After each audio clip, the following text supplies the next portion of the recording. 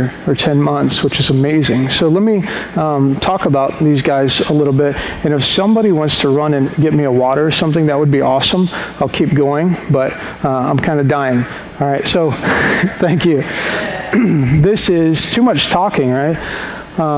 This is Joy, and what I want to do is I want to tell you a little bit about the ministry by telling you about some of our girls, some of our women that are a part of Samaritans right now. So Joy, I think she's 20 years old now. I want to give you her backstory. Joy, when she was 6, her parents divorced.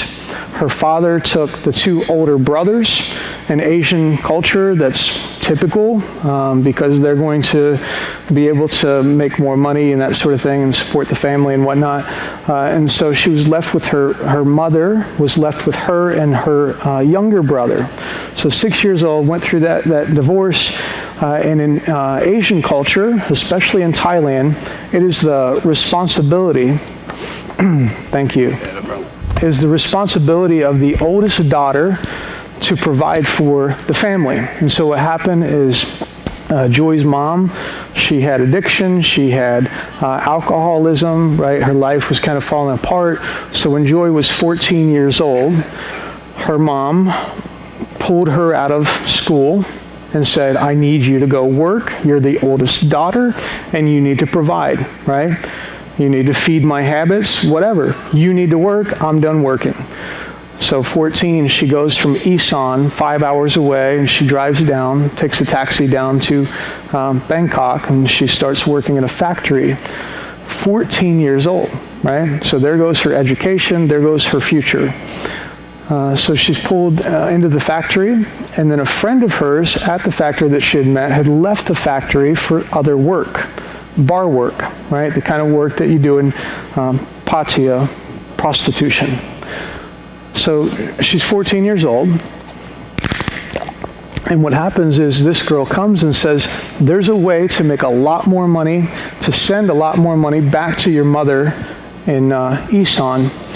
It's not the best work, but it pays a lot better than this. And so she keeps telling her, recruiting her, and eventually Joy says yes.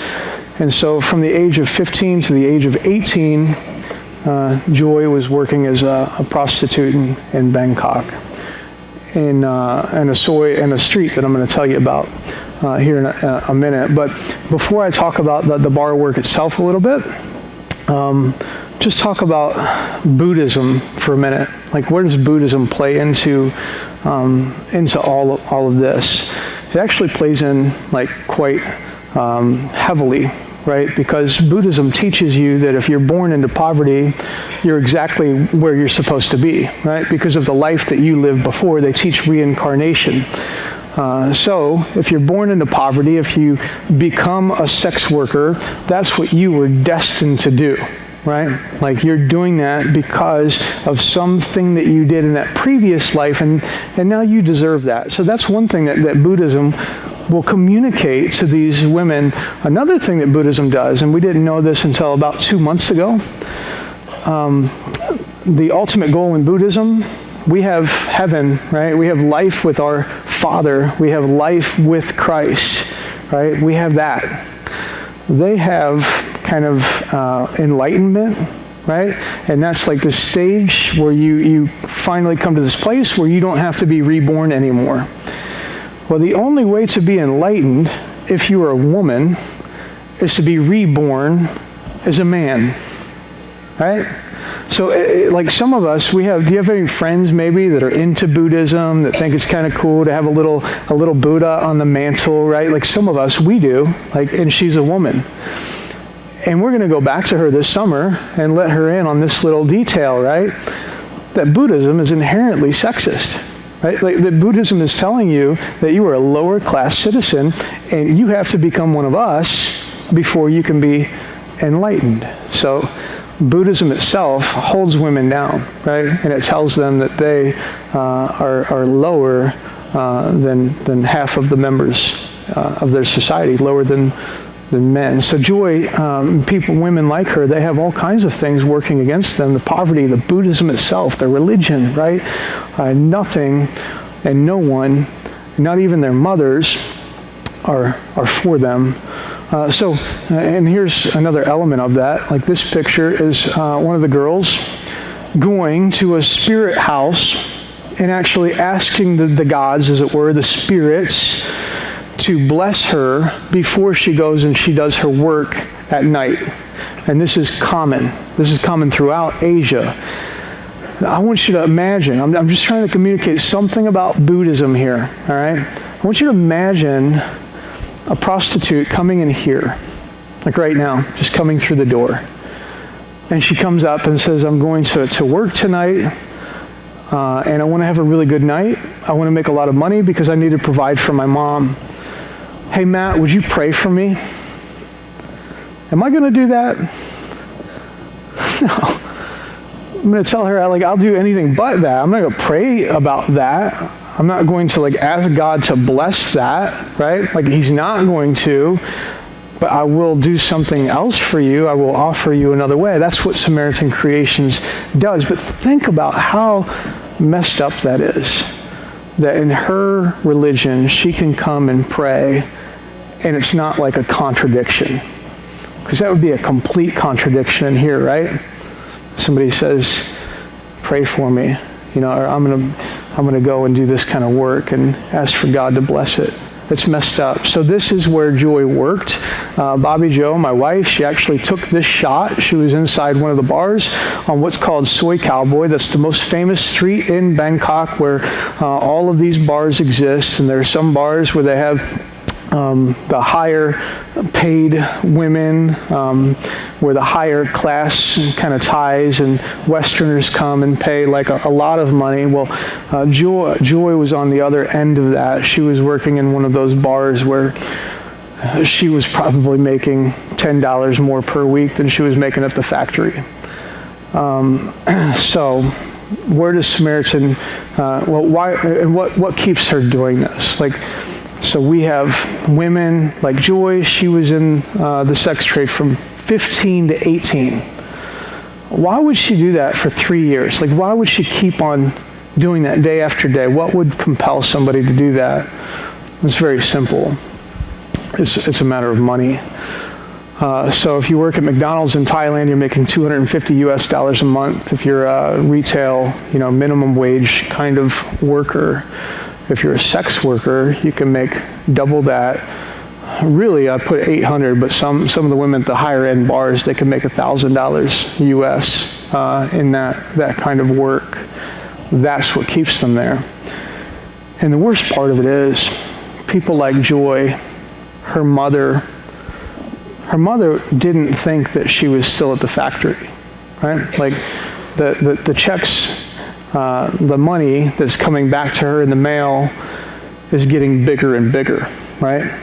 She, for 1 year, was the same amount every month, and then it got bigger. And so she knows, her mother is well aware of what she was doing, and this is the incredibly sad part about prostitution in Thailand. Some cases, we have other women that are at our ministry, their parents were not only aware of what they were doing, they dropped them off at work. So if you're a father, if you're a mother, and you have a girl, can you imagine that? Can you imagine how deeply impoverished you have to be to come to that level and take your own little girl and drop her off at a bar and know what she's going to do to make money? It's an everyday thing. Everyday thing.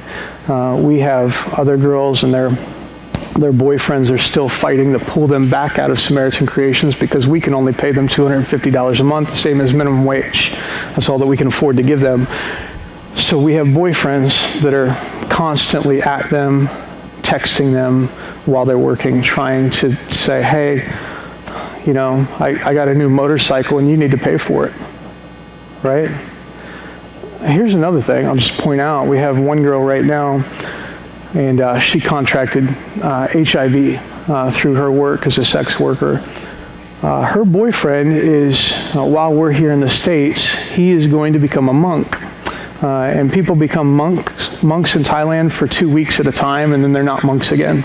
It's kind of like their form of baptism or something, or the confession, right? Like, it's how they get to heaven or something like that for them. That's how they treat it.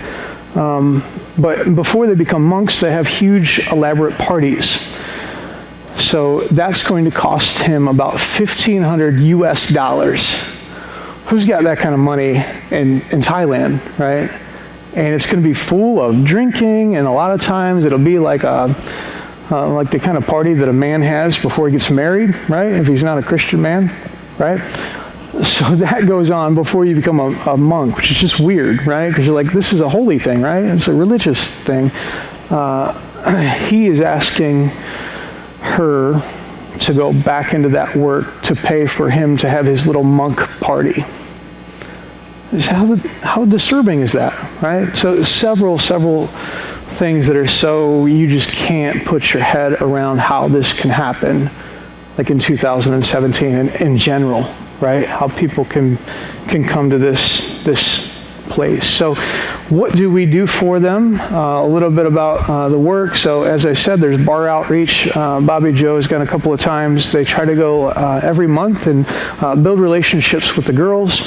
We've had one girl that came out the very first night that some missionaries came in there and reached out to her and said, we can offer you a place to live. We can offer you a new life. We can give you some job skills. Well, one woman, the very first night, she said, I'm out of here.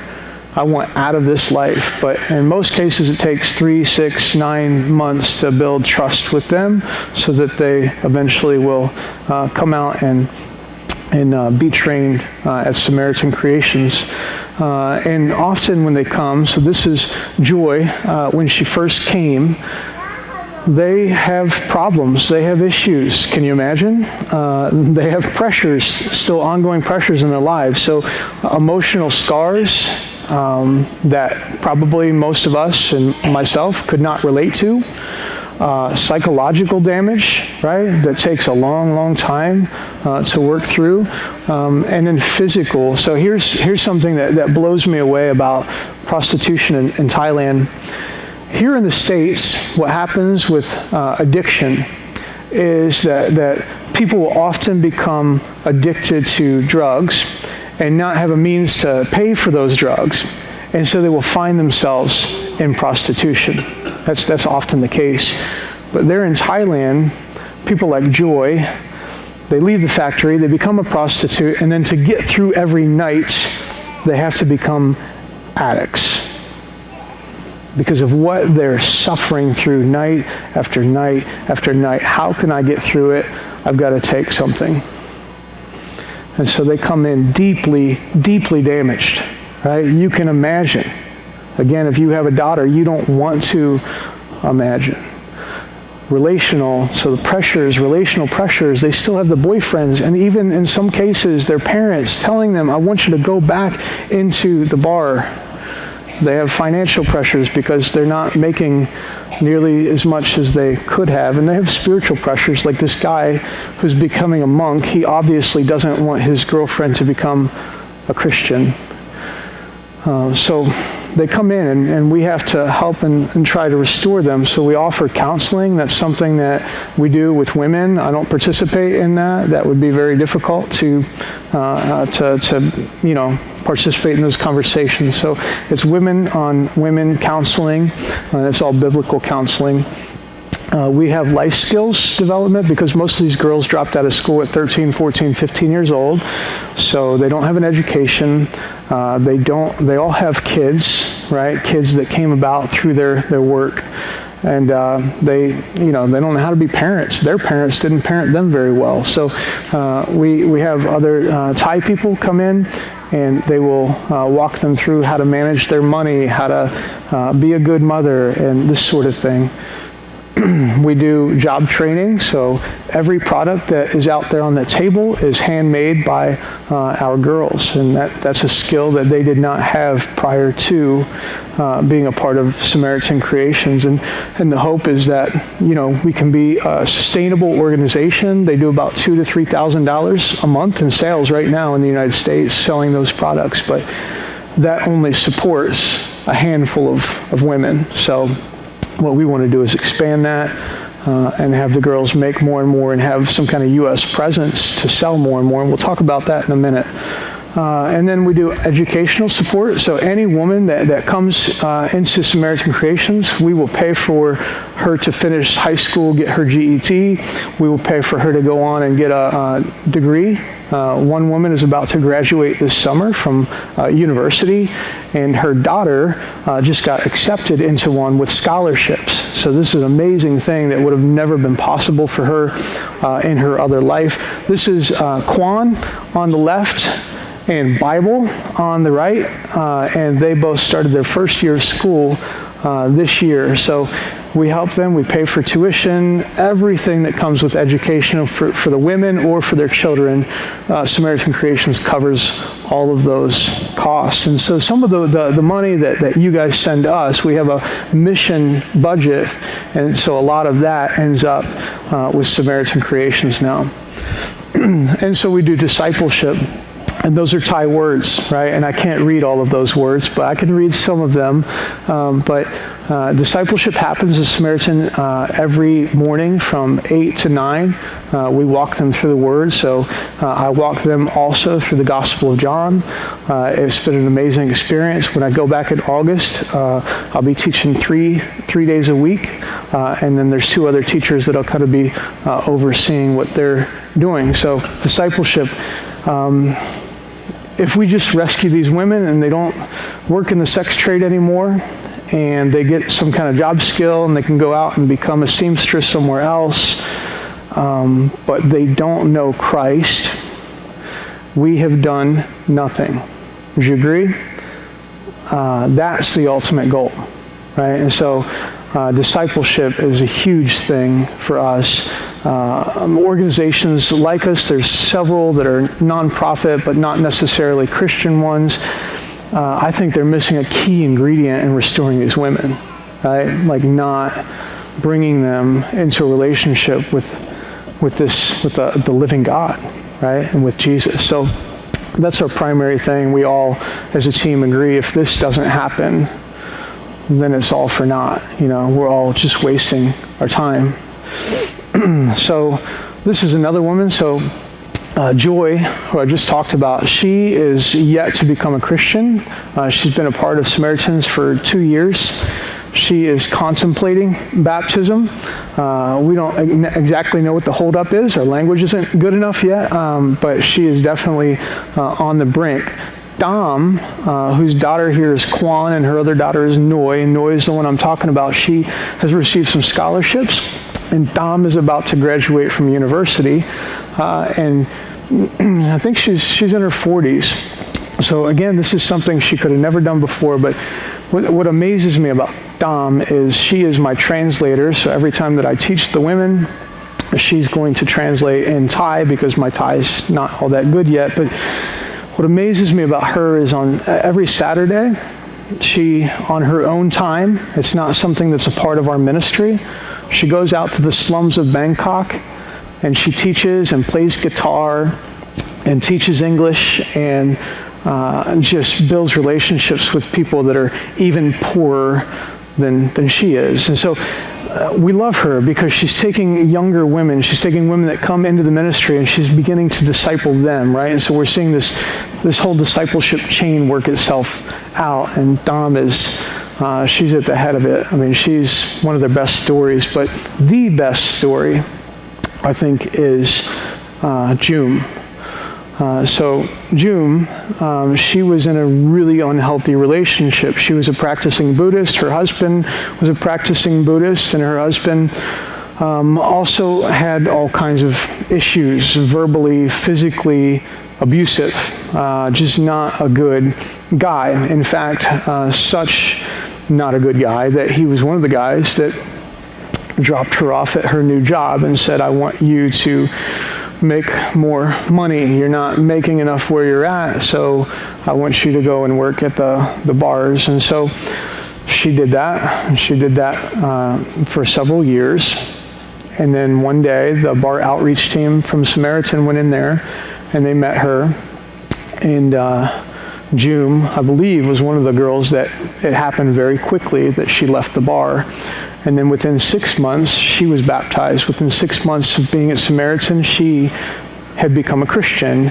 And she was worshiping, right? Like leading in worship, singing on the stage in her local church, right? It's just like this amazing transformation. But for 2 years, as she was with Samaritan and going and leading worship on stage, her husband was still against her and still so mad that she wasn't bringing home the paychecks that she used to bring. But she prayed, and she prayed, and she prayed, and she changed, right? She transformed. She looked like Christ, and she loved him even through all the stuff that he gave her. And eventually he became a Christian. And it's beautiful. If you go there today, and I get to preach there once a month at this church where they serve, you will stand there and worship, and she's singing and he's playing guitar. Yeah, like it's just amazing, right? And you just look at the amount of time that it took. It didn't take that long, like 3 years for all of that to happen. And now they have their own business. So she is free from Samaritan, right? Like we didn't train her to do what she's doing. She's actually fixing air conditioning units, right? It's not a skill that I trained her in. But they are independent. They don't need any money from Samaritan for their education. They're completely independent, and we're still there for them. But this is what we want to see happen. This is what Samaritan Creations is about: giving them a chance, giving them a hope, and revealing to them their Savior. And all of those things happen for June. So I've got a few quotes. I'm going to close here, but a few quotes from the women themselves. So this, again, is Joy. She says, "God has taught me to love myself and to love my neighbors. I used to look down on myself, but I will never look down on myself again." They have serious shame, like the most serious shame that you and I don't know about, right? And you think about that person that thinks like they reject Christianity or something because they think they're hopeless and they're beyond repair. That is these women, and now they know that they're loved. They're not ashamed. They can forgive the people that did this to them. They can forgive themselves, and they can move past it. So that's where she's at. Dom, she said, "I used to be at the center of my life." Goes for me too, right? All of us probably. But now Jesus is.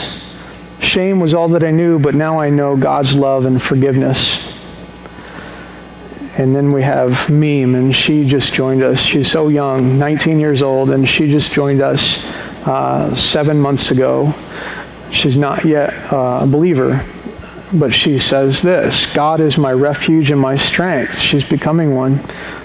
"Jesus is a good model to be humble, and I'm learning to be more like him." And this is the mindset of most of the women when they come and they join us. It takes a long time for them to understand that Jesus is not just a good model. He's not just a good teacher. He's not just a good man. He's the Son of God who came to save her. So pray for me that she would grab hold of that and understand that. And this is all of the women that we have right now. Actually, it's not all. A couple of those women have left us and gone back into the bars, but that happens. I think our success rate of keeping the women is about 40%, which is pretty high. I mean, it's pretty good. But we've lost a couple, but most of those women are still with us. And this is what the Bible says about them. She is clothed with strength and dignity. She can laugh at the days to come. That wasn't true about them before, but now it is. All right, so questions that our churches and, when we come and speak this time around, the question that I just foresee is, like, what can we do as a church and as individuals? You can pray. That's always been the thing that saw us through. That's the thing that got us to the field to begin with. That's the thing that all Christians everywhere have to have. It's the fuel that all of this runs on, right? So We have cards out there that you could take and you can put on your refrigerator, put a magnet on there, and just remind yourself to pray for the Millers and for Samaritans. You can give. So we went out there, and there's a few specific needs that Samaritan Creations has and that we have. We went out there thinking we don't need a car. We're going to rely on transportation. It's a good thing that we didn't have a car. We met Choke, and we went through all that struggle.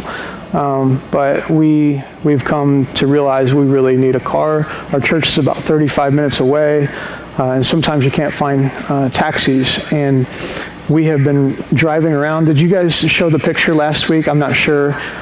We have... All four of us have been rolling around on a motorcycle, not even a motorcycle, a scooter, because this is the Thai way. But my wife doesn't want to keep doing that. So we sold both of our vehicles last year. We're going to use the money that we made, from those sales, and then we're looking to raise a bit more. Secondhand cars, that's what they call them, used cars, are quite a bit more than they are here. So we've got to come up with at least $10,000, and we're trying to do that on this trip. So if you can help in any way, it's all tax deductible gift that you can give. Or if you know a business or somebody that we should hit up, come let me know. We're looking for a digital camera. If somebody has one of those Canons or Nikons or something, and you're done with it and you don't like it and you've moved on and got a fancier one, we'll take your used camera. KitchenAid mixer, but we have to have a 220 volt. I don't think anybody has one of those, but if you want to give towards that, they're about $500 on Amazon. The ministry needs a deep freezer, and then we're looking for an industrial mixer, which is something my wife, I didn't talk much about this, and she'll kill me for that, but one of her primary things is teaching the women how to bake. And in the coming year, if God opens this door further, we're going to begin a bakery, and we can sustain 2 or 3 more women by opening that bakery. So we're trying to get some tools for that. If you're somebody, I have never in my life had the ability to just give away $250 a month to a ministry, but I don't know. I mean, some people do. If you're one of those people, you can support a woman, and this is a check that would be written directly to Samaritan Creations and not to us. You can support a woman and her entire family for $250 a month. So I put that out there because not everybody's poor like me. Some people might actually be able to do that. So if so, that's awesome, and you can come talk to me if that's you. And the other thing is you can go. So there's some younger people here, maybe some people that are getting ready to graduate from college, stuff like that. We and Samaritan Creations, we will offer free housing. You would just come out and raise your own support, and you can do an internship. You can do 3 months or 6 months or even a year if you want, and you can kind of see what we're doing and be a part of what we're doing.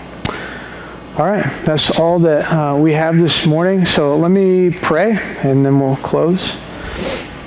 Father, I just thank you for this church. I thank you that they are partnering with us in the gospel. I thank you that we're able to go and do the work that we're doing for your kingdom because of these people right here. And Father, I pray that they would be challenged this morning to go and to find their place in this church, to either be equipping or be doing the work of ministry.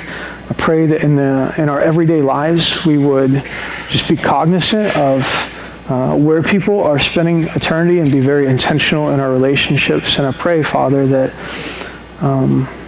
just as you've been using us in Thailand, that you would use this church, that you would use these people to transform Mount Vernon, because you are the God of Bangkok, and you are the God of Mount Vernon. You are the God everywhere. And so help us all to live for you, to love people into your arms, and to look like Christ. I pray this in his name. Amen. Amen. Thank you, guys.